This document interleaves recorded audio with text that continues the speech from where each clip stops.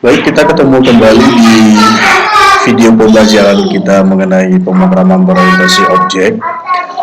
Di video lanjutan ini kita masih berfokus kepada PBO dasar tentang kelas, objek, metode, dan juga atribut.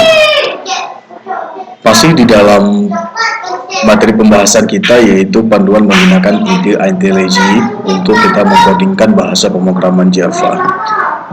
Kita tadi di video sebelumnya sudah membahas tentang bagaimana menggunakan atribut, metode, kelas, dan juga pembuatan objek dengan menggunakan bahasa pemrograman Java.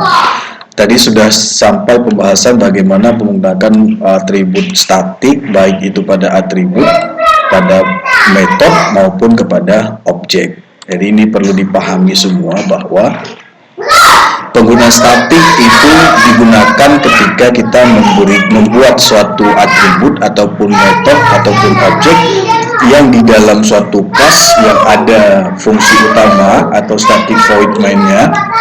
Kemudian kita mendefinisikannya di luar daripada metode fungsi utama. Namun ketika kita mendefinisikannya di dalam metode fungsi utama, kita tidak perlu memberikan keyword static kepada metode atau atribut dan objek tersebut. Baik, saya lanjutkan pembahasannya ini.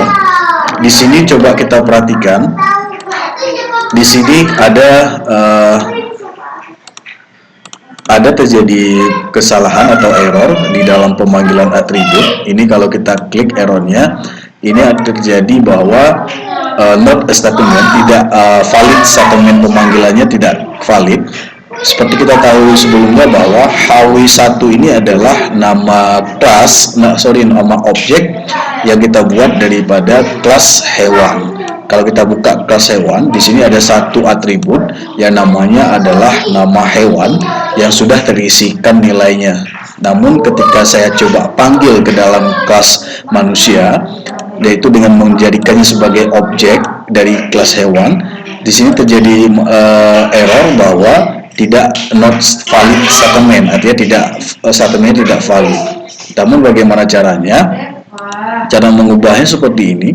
Karena kita memanggil atributnya, berarti kita mengisikan nilai variabel ini kita di dalam pemanggilan atributnya. Solusinya seperti ini. Ini kita hapus saja nama hewan, kemudian kita tuliskan di sini HW1, kemudian nama hewan ini nama atribut yang dalam kelas hewan, kemudian kita isikan nilainya di sini. Karena dia bertipe string, karena kita fungsikan misalnya adalah kucing, maka errornya akan hilang. Seperti ini. Coba kita lihat errornya nggak ada lagi. Namun bagaimana kalau kita ingin menjadikannya sebagai output? Kita tinggal cetaknya seperti ini. System.out.ln misalnya adalah nama hewan (2), misalnya kita tinggal panggil nama atributnya saja, HW1 nama hewan, seperti ini. Maka ketika kita coba jalankan, run lagi static void main, maka di sini akan muncul outputnya. Nama hewan adalah kucing yang ada di dalam kelas hewan. Baik, itu pemahaman pemanggilannya. Nah, sekarang coba kita fokus ke kelas hewan. Misalnya di dalam kelas hewan ada misalnya string nama hewan ini, kita meletakkannya ke dalam sebuah metode. Tadi saya sudah sebutkan bahwa apabila misalnya kelas hewan di dalam kelas hewan ini tidak ada static void main-nya, maka di sini kita tidak perlu memberikan kata static. Kita tidak perlu, karena di sini tidak ada static void-nya. Misalnya, saya akan contohkan bagaimana cara mengakses metode yang ada di dalam kelas hewan yang kita panggil ke dalam kelas manusia. Misal di sini di dalam kelas hewan ada metode, misalnya metode fungsi integer jml kaki seperti ini. Ini adalah misalnya kita membuat sebuah metode dengan metode namanya adalah metode fungsi yang secara teori dikatakan apabila kita membuat sebuah metode fungsi, dia harus mengawali dengan tipe data, kemudian baru nama metodenya. Dan di dalam metode fungsi harus ada return.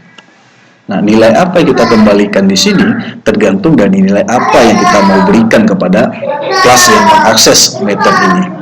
Misalnya seperti ini. Misalnya kelas kaki ini di dalam kelas ini, misalnya ada integer kaki JML misalnya. JML-nya misalnya jumlah kakinya adalah 2.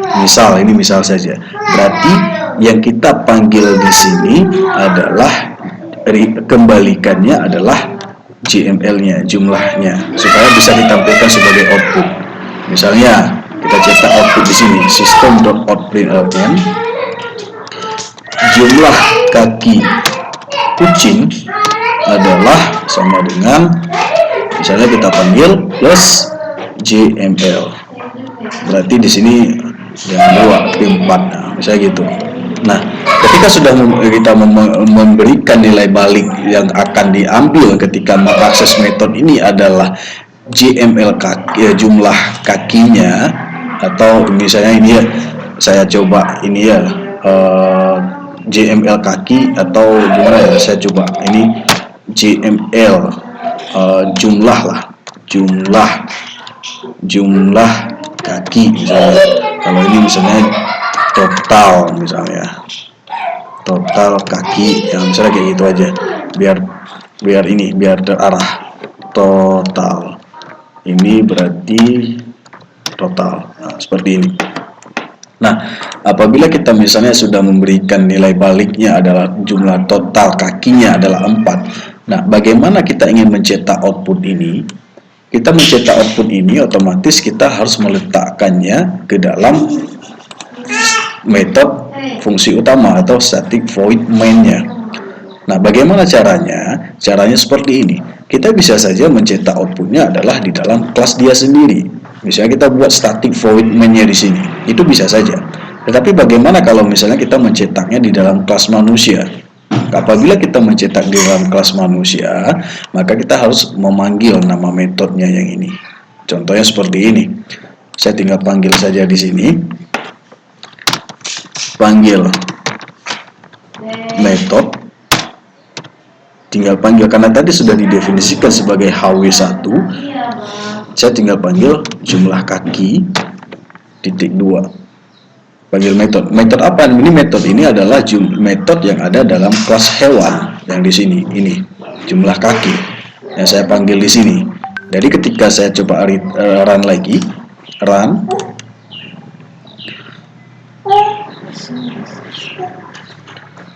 maka outputnya adalah jumlah kaki kucing sama dengan 4. Artinya di sini saya tidak perlu memberikan system.out.println lagi, karena di dalam kelas hewan sudah ada system.out.println-nya. Jadi yang dikembalikan, yang diakses nilainya ketika diakses metode ini adalah variabel atau atribut total kaki. Jadi yang dikembalikan adalah return total kaki. Ini pembahasannya. Nah, ini cara mengakses metode yang dalam kelas yang berbeda. Tadi saya sudah sebutkan bagaimana kalau misalnya dalam suatu kelas ada yang static void main-nya. Kalau saya contohkan misalnya, saya nggak manggil di sini. Saya buat di sini misalnya static void main, misalnya seperti ini. Jadi di dalam dua kelas ini bisa saja kita memberikan dua fungsi utama yang misalnya static void main di dalam kelas yang berbeda, yang sama-sama seperti ini. Jadi tidak ada masalah. Kalau mau diberikan di setiap kelas ada static void main, ya silahkan saja. Namun yang perlu diperhatikan ketika memanggil atribut di sini di dalam kelas dia sendiri, misalnya jumlah kaki ini memanggil metodenya yang ini, kita harus mendefinisikan dia sebagai static. Saya kayak gini. Karena dia di kelas sendiri seperti ini, dia akan error. Coba kita lihat non static. Berarti solusinya apa? Karena dia ada di dalam kelas static void main, kita harus memberikan kata static di sini. Karena kita memanggilnya di dalam kelas dia sendiri yang ada di dalam kelas static void main-nya. Jadi kalau kita jalankan ini, kita run ini kelas hewan, yang jalan cuma yang dicetak output yang ini saja. Coba kita lihat, nah, jumlah kaki, sedangkan yang ini kan tidak dipanggil karena yang kita jalankan adalah kelas hewan, bukan kelas manusia. Oke, ini pemahamannya bagaimana mengakses cara, istilahnya perbedaan antara metode, fungsi, metode, prosedur, dan ketika ada sebuah kelas yang metode yang kita definisikan sebagai statik ataupun non statik di dalam sebuah kelas. Baik, nanti di sesi selanjutnya akan kita bahas bagaimana yang dimaksud dengan variabel atribut lokal dengan atribut global. Kira-kira bagaimana perbedaan keduanya? Nanti kita akan lanjutkan di seri video pembelajaran yang kedua. Jadi tetap stay di sini. Kita nanti akan coba bahas teori selanjutnya, yaitu tentang atribut global dan atribut lokal dalam pemrograman OOP. Baik, sekian. Kita ketemu di seri video pembelajaran yang selanjutnya.